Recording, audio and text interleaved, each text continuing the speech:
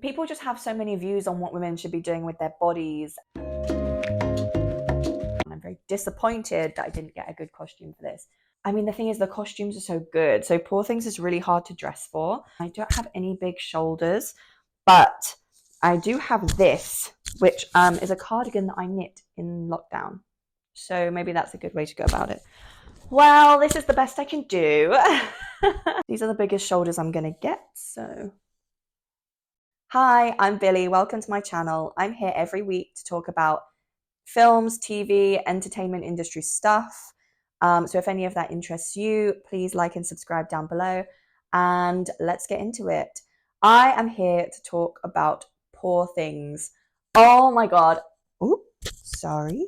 Oh my God, I loved it. I just went to the cinema yesterday and saw it, and anyone who knows me by now knows that I never really watch trailers or anything before I go into a film. I like to go in completely clean, completely fresh. So I didn't know anything about this film before I went to see it, and I tell a lie. The only thing I knew was one of my friends at drama school had said she saw it, and I said, don't give me any spoilers because I'm not about that. And she said, I'm not going to tell you anything, just that I was traumatized. So that was the notion that I went in with. Obviously, I've seen the posters of Emma Stone looking gorgeous, glorious, gothic, loved it. So I went. And I absolutely loved it. I loved it. I know there's been a lot of discourse. You guys know I love anything that's gothic, dark, whimsical, camp. If you've seen my Saltburn video, it was kind of similar aesthetic, similar vibes, and it's just really up my street.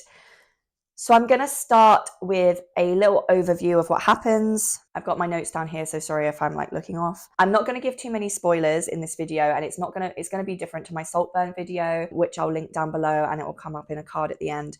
I'm not going to do it like a scene by scene review of the film because it's still in cinemas. I'm going to, what am I going to do? Instead, I'm going to just talk about like a brief plot summary. I'm going to give my thoughts on the film, like a deeper dive and a review, and then I'm going to talk about the kind of controversies surrounding the film and problematic areas, and just give my overall thoughts, really. So yeah, let's get into it. Poor Things is a surrealist black comedy starring Emma Stone as our heroine, Bella Baxter. The film opens on a shot of a woman in a beautiful, sumptuous blue gown staring off a bridge where she jumps to her death. When we see her next, we've moved into a world that's gone from oversaturation and colour to a world that's completely black and white. And we see our main character playing the piano terribly with her feet. The father figure in the film, Godwin, or God, as he's called by Bella, is played by Willem Dafoe. And as soon as we saw him, we were like, oh, thank God, we're in good hands here. I feel like as soon as you see Willem Dafoe, you just know that it's going to be a good film because he is flawless in everything and I love him. Godwin is a deformed Frankenstein-esque type character who, as it turns out, found her dead body after she who found her dead body after she had jumped off the bridge, took her to his laboratory. Okay, let me get this right because this is kind of complicated to explain. He finds the dead, pregnant body of the character we come to know as Bella, brings her to his laboratory, and as we find out later in the film, implants the brain of her unborn fetus into the head of the mother.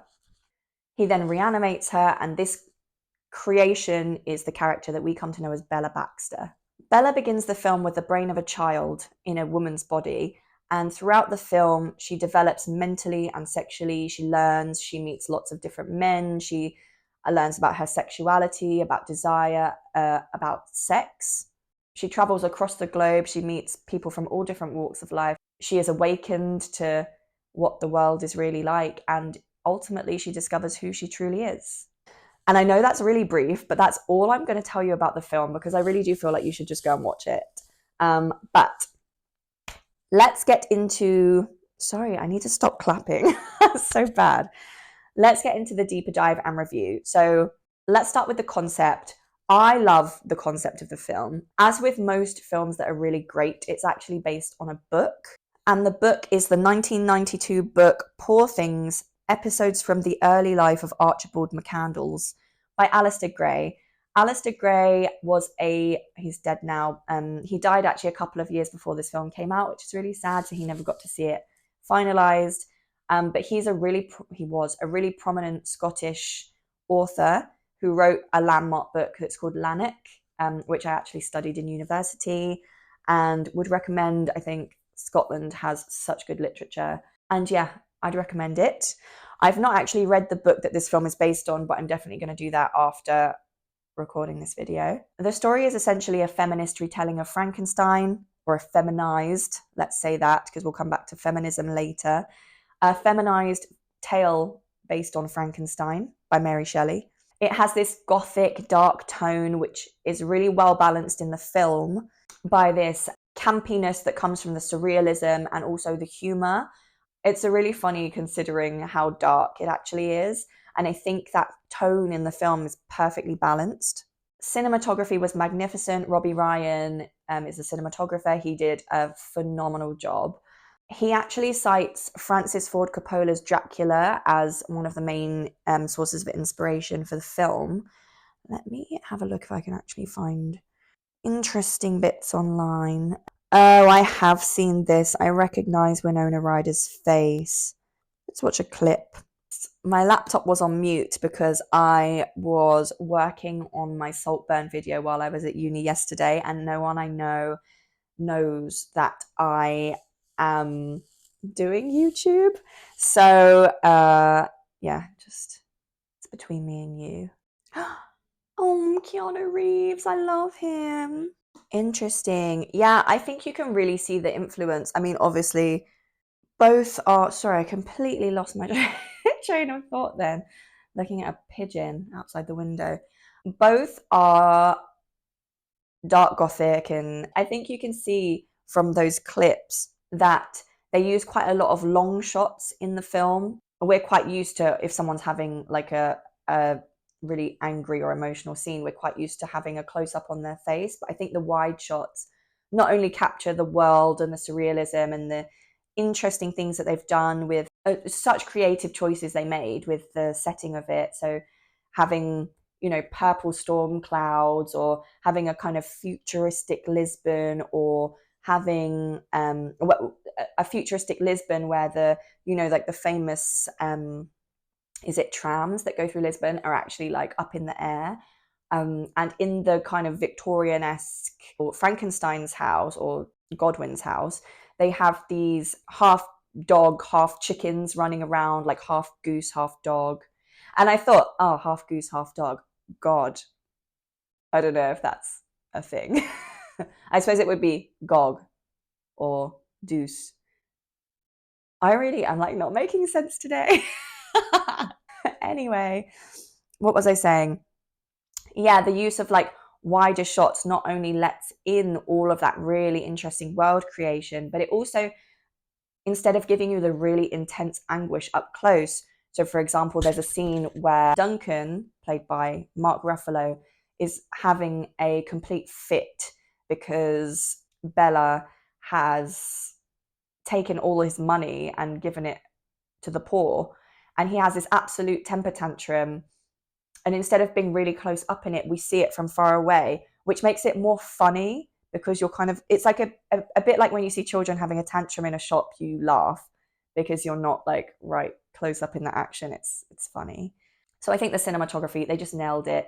It's also shot in these really distorted ways. So like fisheye and wide angle, and I'm not a cinematographer, so I don't really know that much about it. But yeah, beautiful, surreal, funny, visceral, I would say, in places. But yeah, I've talked about cinematography for so long and it's like the tiniest note on my notes. So let's move on. I've kind of talked about it already, but speaking of like the old-fashioned vibe of it, they have this really weird mix of like old-fashioned Victorian style and futuristic, which just makes it really interesting and again just brings out the surrealism of it. They also have Willem Dafoe's character Godwin as really disfigured, and we kind of get from the very off that this is going to be a surreal film because when we're introduced to the two characters, he makes this really guttural, roaring noise, opens his mouth, and this bubble pops out. Oh, it's beautiful. Like, cannot wait to read the book. Such a good detail. If you've watched any of my videos, I think you kind of get the gist that I'm into really like the whimsy and magic and darkness of it. And that just, oh, it was perfect for me. Okay, casting. This is probably where it's going to get more controversial. I didn't love Emma Stone, and I know that she's won like every award for it, and I know that the film as a whole has won loads of awards for it. But I think that, okay, how am I going to phrase this? Willem Dafoe, flawless. He's flawless in everything. Mark Ruffalo, I was kind of shocked when I saw that he was in it and cast as a baddie, essentially. But he did it so good. Like, he was perfect. What's his name? Rami Youssef, sorry. Rami Youssef, who played Max McCandles, was perfect in that he was so sweet and unoffensive and the perfect everyman character. He did it so well. And look, here's the thing. I'm not saying Emma Stone was bad. I think she was good in it. But I thought she was kind of an odd choice because she's such a commercial choice in a film that is so gothic and artsy. I get that casting Emma Stone probably made it appeal to a wider audience. And obviously it's done the job. It kind of mainstreamed this film into something massive. And I get, like, she's really funny. She's really good at comedy, right? She's a great comic actress. And I think that she kind of balances the tone well. And I think she did a good job. But I would have loved, I didn't look at it and think, oh, she was born to play that role. Personally, that's just my opinion. People are going to disagree with me because I know people really loved her performance. I didn't think that she really owned it for me. She did a great job. I feel bad because she did great. But I would have loved to see Mia Goth do it, or when because the film's been in production for like ever. And originally they had Helena Bonham Carter in mind. And I thought, yes. When I read that, I was like, yes, that's more the vibe that I'd imagined.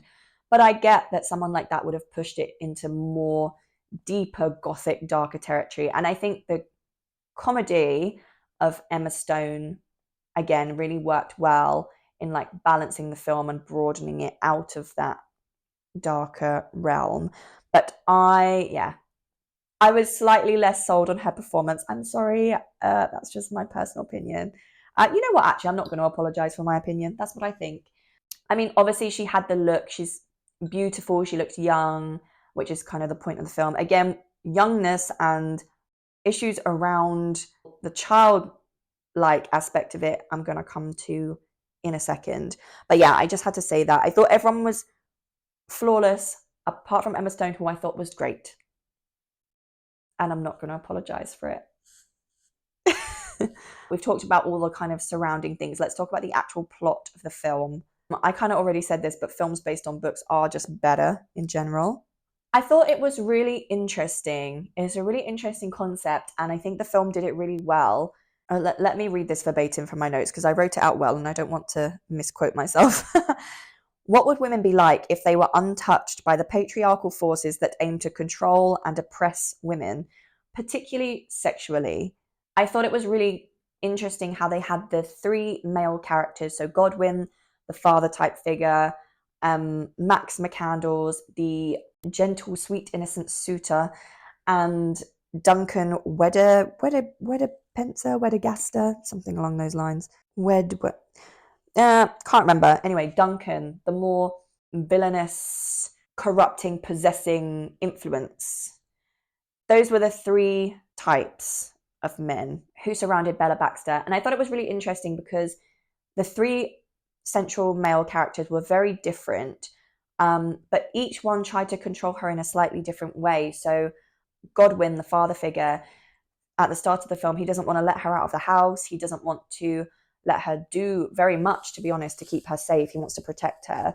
And when Max McCandles comes along and he sees that Max is a nice enough guy and They have things in common, like dissecting bodies and whatever medical professionals do. That's who he wants that's who he wants Bella to marry. Max McCandles, even though he's a very lovely, sweet, nice, gentle male figure in her life, he wants to marry her and he wants to protect her, and he doesn't want to let her go when she meets Duncan, who is this wild force that attempts to sweep her up, and he wants to control her in a way that's sexual, financial. He wants to dominate her. He wants her to do what he says. He wants her to, again, spoilers, sorry, he wants her to come away with him and have sex with him and perform politely and correctly in front of polite society. And he wants her to, when she, spoiler, becomes a whore. I definitely can't say whore on YouTube. When she joins a brothel, he's appalled and he doesn't want her to. He wants to control her. I think what's really interesting about Bella Baxter as a character is because it's like a woman starting again without all the like things that society has pressed on us and all the expectations and any form of patriarchy or anything like that. She doesn't just bend to the whims of the men around her. She, throughout the film, absolutely does what she wants to do. And she can't even fathom or understand why she wouldn't. Even though she's engaged to be married to Max, she wants to go away with Duncan. Why would she not? And when Duncan is angry that she's joined a brothel and is having sex with men for money, she says, but I enjoy sex. Why would I not do that? It's a really interesting arc because she completely emasculates Duncan and drives him mad, and he's completely in love with her because she does whatever she wants to do. And in the end of the film, she returns to the people who loved her and wanted her to, or not wanted her to, but allowed her to go and be free and explore her liberation and her sexuality and become the person she wanted. They're the people who she returns to at the end. I love that Bella is a completely unashamed character. She's unashamed of her sexuality, of her body, of her desires. Her time in the brothel, the friendships that she makes, or the friendship, singular, that she makes, her growing interest in socialism, and her subsequent return to God when he's dying, show that in the end, as much as she enjoys the sex and as much as that's a driving point of her story, the sex isn't actually enough, and there are things that are more important to her. And once she's explored that, she's able to make the decision for herself to return, which I like. Right, sorry, my mic just died, so I had to go and charge another one. I can't remember, I'm not sure where my mic cut out, so I'm just going to say the last bit again and then continue into the next section. So I like that through the film, she unapologetically does exactly what she wants with no qualms. And in the end, those that love her are the ones who allow her to be who she is without limitation. And those are the ones that she returns to at the end of the film. All of that being said, since coming back from the cinema last night, I had a little read, and there's quite a lot of criticism around this film. So I'm going to delve into those now. So let's start with problem area 1. As per the plot of the film, or the plot of the book, Bella Baxter starts the film with a child's brain implanted into a woman's body. What that means is that she has the brain of a child. She has a brain of a literal baby, and we see her develop as the film goes on.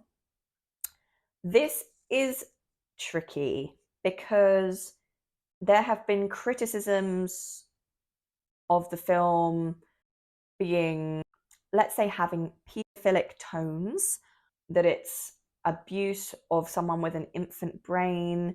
There have been critiques of ableism, saying that in the beginning of the film, Bella is similar to someone who's neurodivergent. It's a really tricky area, and I understand the criticism, but I do think that the point the film is making is that the men around her desire to control her. I think that is essentially the message of the film. that the men around her want to control her. And when she has this childlike brain and she is meek and, or they see her as meek and malleable and childlike, they are attracted to her. And I think the point that the film is making is that as the film goes on and her autonomy grows and her brain develops into an adult brain, it becomes clear that she can't be controlled. She can't be molded into what these men want her to be. They can't control her, and that causes chaos. I mean, there's a point in the film where Duncan, because he is driven so mad by Bella doing what she wants and not listening to what he wants, he literally tears chunks of his hair out because he is so emasculated that she refuses to do what he says, and he's never experienced a woman like her before. That's my view on that. I'd be keen to know what other people think in the comments below if you've watched it and if you have a different viewpoint to me around the criticisms in this area. I mean, personally, I think it's a bit of a push, but I do understand the critique. But I'd be interested to know what other people think down below if they think that's a reach. But there is a scene in the film that made me extremely uncomfortable, which revolves around abuse of children. I should definitely have put a trigger warning at the beginning of this video. I'll do it now. Trigger warning for abuse of minors. Yeah, trigger warning. I'm going to be talking a little bit about the abuse of minors and pedophilia in films. So if you don't want to hear that, don't watch. Yeah, so there's a really awkward scene where Bella has been working in a brothel and she experiences lots of different men, and this one man comes in who is a dad, and he's brought his two young looking, presumably underage sons, or at least 16 if they're of age. I can't quite remember. I had a glass of wine in the cinema, so I'm a little patchy on that part.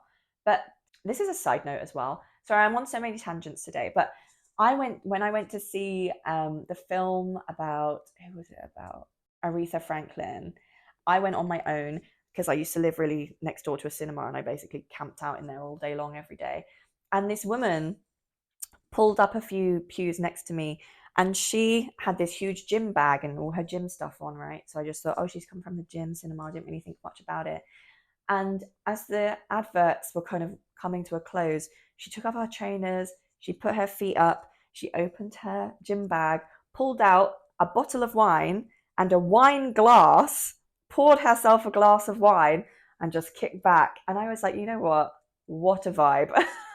What a mood. I respected it. I loved it. Sorry, back on track. Very serious topic. This man brings his two children to the brothel so that he can have sex with Bella, and his two sons will watch. And the sons are kind of like taking notes in a notebook, looking very uncomfortable, while Bella and the man explain, or they have sex in front of them and explain what sex is, essentially. I found that very uncomfortable. I'm going to presume that that's a scene that's in the book, and that's why it's in the film.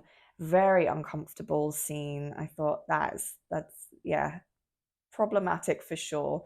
My thoughts on it, I was kind of wondering why they included that scene, and let me read my notes because I wrote down what I think the scene could be about.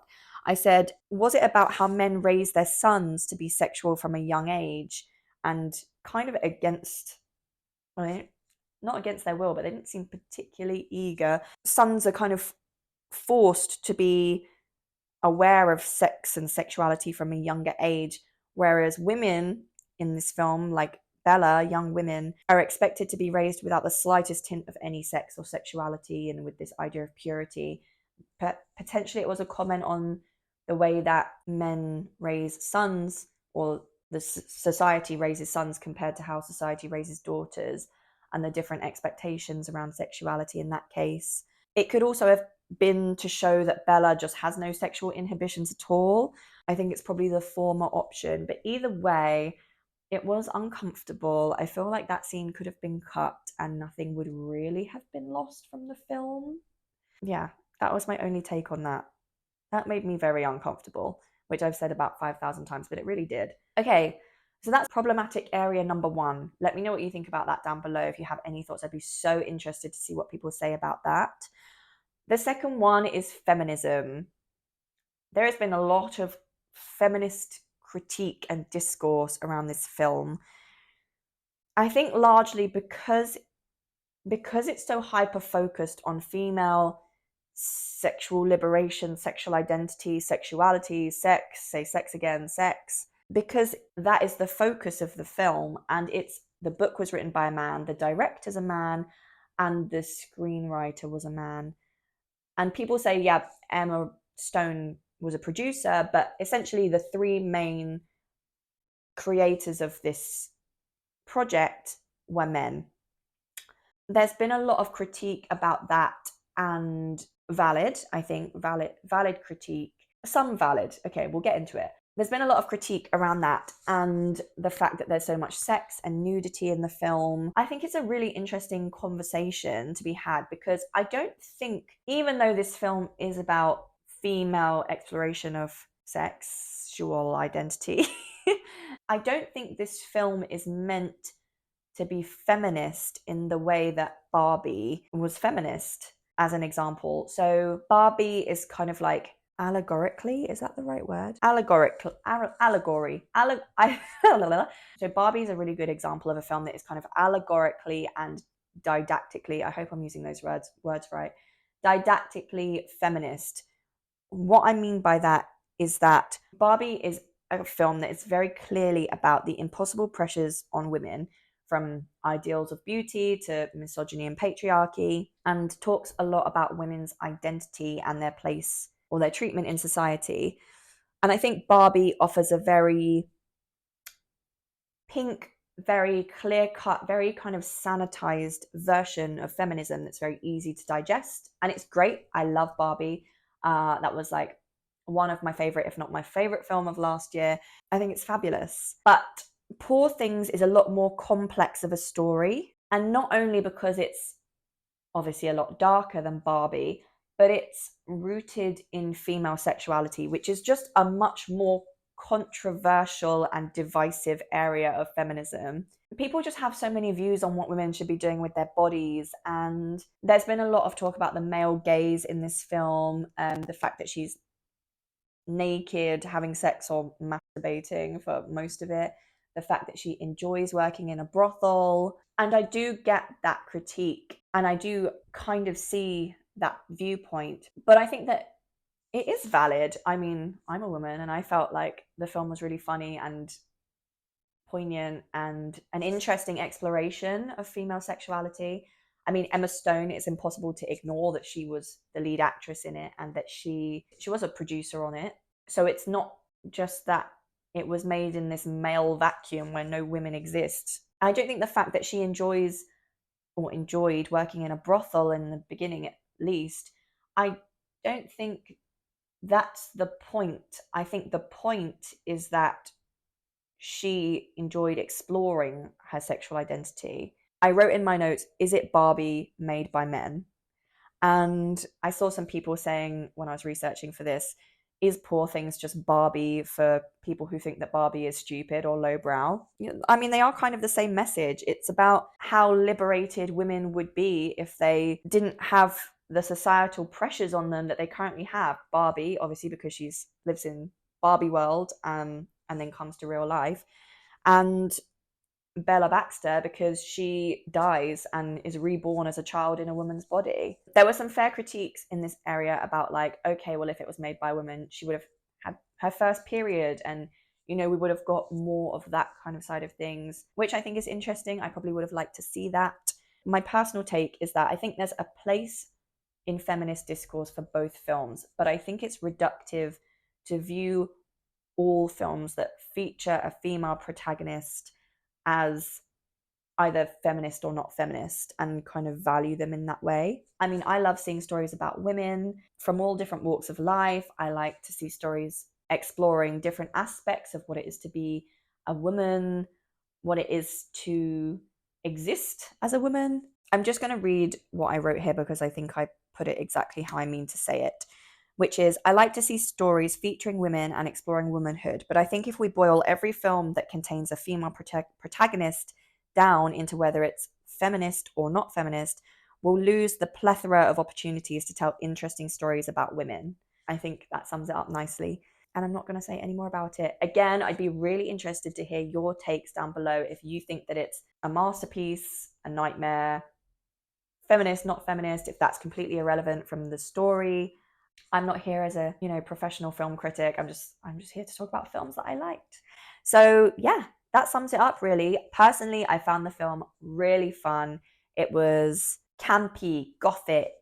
I need to get some new words, but just gorgeous. It was a really interesting exploration into female sexuality, sexual liberation, and desire. One of the things I love the most, actually, is that I love that we end on Bella surrounded by her friends and family, taking revenge on her ex husband, who's the reason that she committed suicide, through this carrying on of her creator's work after he dies. Sorry, spoiler.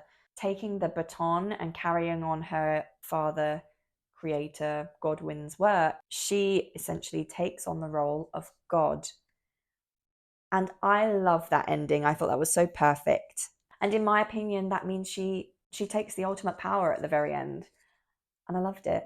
I give this film 5.5 out of 5 masturbatory apples because I loved it, but I would just love to have seen like a real gothic queen do this role, like Helena BC or Mia Goth, or I don't know. I would have liked to see what someone else did with it, but it was very good. No slander to Emma Stone. But that's just my personal opinion. And honestly, I'm in acting school, so I would have liked to play it. And maybe when they remake it in 5 years, they'll pick me. But that's it from me. Thank you for watching. Sorry that I've had some technical issues. That's it from me. Do subscribe, like, comment, help me out with this video. I'm a new YouTuber, so any support really helps me. If you hated my video, if you hate me, leave it down below because that engagement really helps. And yeah, tell me what you thought about the film. Tell me what films you're going to see soon. Give me any recommendations of films I should see. I would actually really like to do some TV series, but I'm really busy at the moment with school. It's probably not likely for the moment. But if there's any films you want me to cover, I've got a Mean Girls video that I'm working on if and when I eventually see the film. Yeah, that's it. Love ya. Bye.